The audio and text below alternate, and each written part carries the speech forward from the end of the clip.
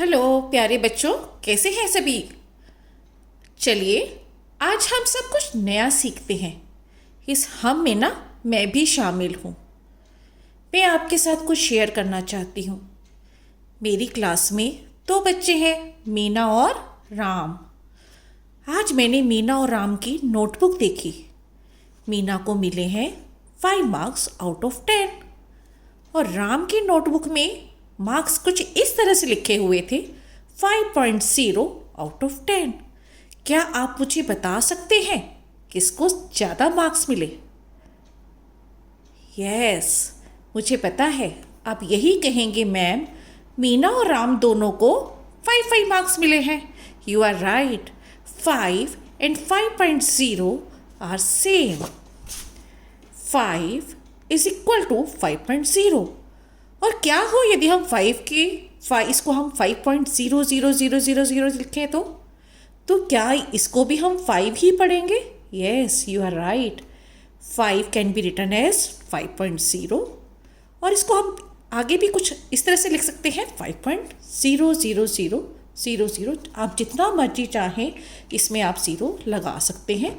इसी तरीके से 7, अगर एक सिंगल नंबर है 7, we can write it as 7.0। अगर यहाँ डेसिमल नहीं है ना तो आप समझ जाइएगा डेसिमल पीछे छुप कर बैठा हुआ है। ये छोटी सी एक बात है जिसको अगर आप समझ लेते हैं तो आपके लिए बहुत सारी चीज़ें जो हैं वो बिल्कुल आसान होने वाली हैं। चलिए एक और प्रॉब्लम लेते हैं। ये बहुत ही सिंपल प्रॉब्लम है। हमें डिवाइड करना है 635 को 7 से। यहाँ हमारा डिविडेंड है 635 और डिवाइज़र है हमारा 7। तो नेचुरली आपको पता है यहाँ पर हम किसका टेबल रीड करते हैं? 7 का। सब बच्चों को टेबल 7 का बहुत अच्छी तरह से आता है। 7 1 7, 7 2 14, 7 3 21, 7 4 28, 7 5 35, 7 6 42, 7 7 49, 7 8 56 and 7 9 63। यहाँ मैं 10 नहीं लिख रही हूँ। अब 635 को 7 से डिवाइड करना है। तो यहाँ बड़े मज़े की बात है, क्या मैं 635 को 635 डेसिमल 0 0 0 0 लिख सकती हूँ? और क्या हो यदि मैं एक 0 और लगा दूँ तो क्या अभी भी इसको 635 ही पढ़ेंगे? यस, यू आर राइट, अभी तो हमने सीखा। चलिए अब हम इसको डिवाइड करते हैं 7 से। इसको 7 से डिवाइड करने से पहले एक छोटी सी बात मैं आपसे करना चाहूँगी। मेरी मैम ने मुझे टेबल इसी तरह से पढ़ाया था, 7 1 7, 7 2।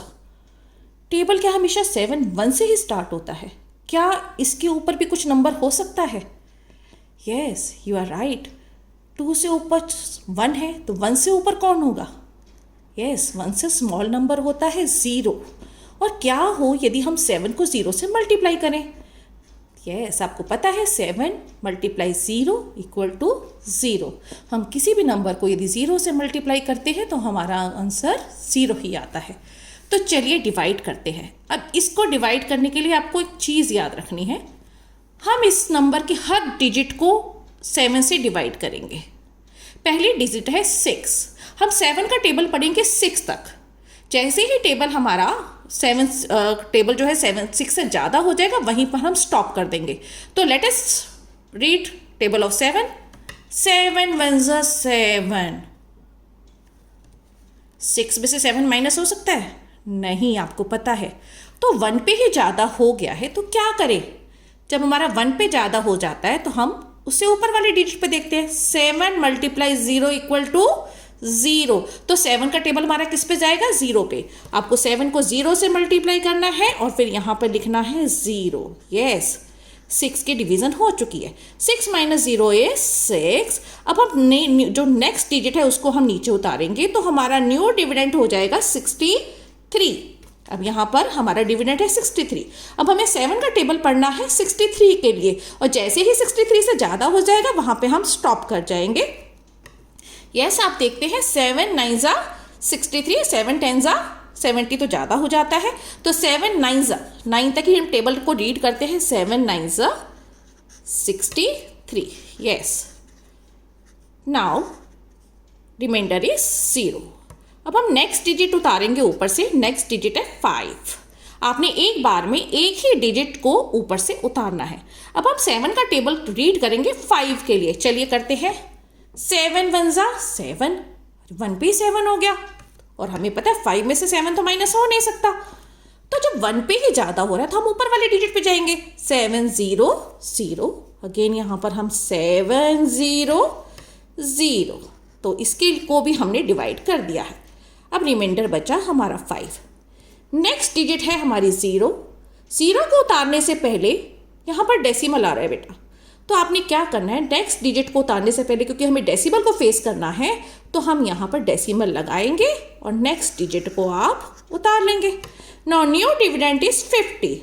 अब 7 का टेबल हम कहाँ तक पढ़ेंगे, 50 तक, को पता है। 7 7 जा 49, 7 8 जा 56, 8 पे ज़्यादा हो रहा है तो नेचुरली किस पे जाएगा, 7 7 जा 49, यहाँ पे 7 लिखेंगे एंड देन 49, और आपका रिमाइंडर बच जाएगा 1। अगेन फिर हम एक और 0 उतार सकते हैं। आप चाहें तो जितनी मर्जी 0 लगा सकते हैं और उतार सकते हैं। 7 1 जा 7, 7 2 जा 14 ज़्यादा हो जाएगा, यहाँ रिमाइंडर बचेगा आपका 3, और फिर नेक्स्ट डिजिट आप उतारेंगे, दैट इज अगेन 0।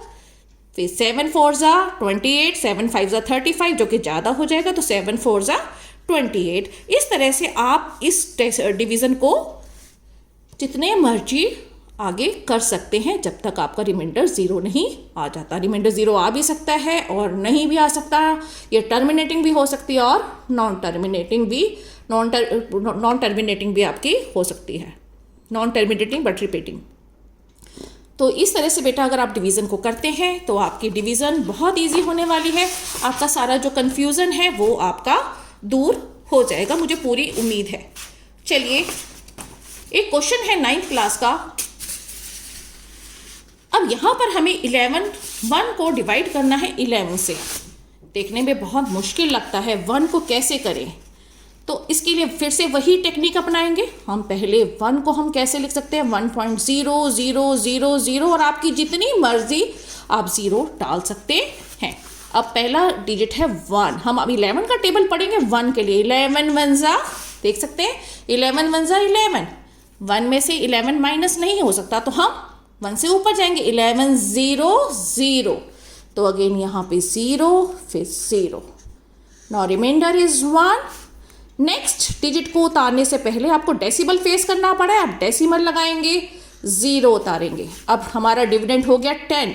11 का टेबल हम 10 तक रीड करेंगे। 11 1 जा 11, देखिए यहाँ 10 है, 1 पे ही ज़्यादा हो रहा है, तो नेचुरली 1 पे ज़्यादा हो गया, 11 आ रहा है, तो आप किस पे जाएंगे, फिर से 0 पे। 10 11 0 0, ये भी डिवाइड हो गया।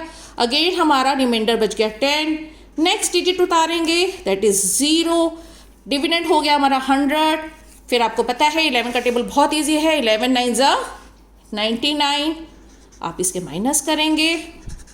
अगेन हमारा रिमाइंडर बचेगा 1 एंड दैट इज, हमने नेक्स्ट डिजिट उतारी तो 0 10 बन गया। फिर से आपको पता है कि इसको 10 के लिए अब हम टेबल को रीड करेंगे। 11 1 जा 11, 1 पे फिर ज़्यादा हो रहा है, 11 1 जा 11, तो किस पे जाएगा, फिर से 0 पर। Again reminder is 10। बेटा बस एक बात याद रखना कि हर बार सिर्फ एक ही डिजिट उतारनी है आपने ऊपर से। फिर 11 9 जा 99, और यही आपकी डिवीज़न है। बहुत इजी है डिवीज़न, मुझे पूरी उम्मीद है आपको समझ में आ गई होगी। आप प्लीज़ 2-4 क्वेश्चन करिए, और मैं गारंटी से कह सकती हूँ अगर आप इस मेथड से करेंगे आपको बहुत जल्दी आपकी जो भी कन्फ्यूज़न है वो सब दूर हो जाएगी। Thank you.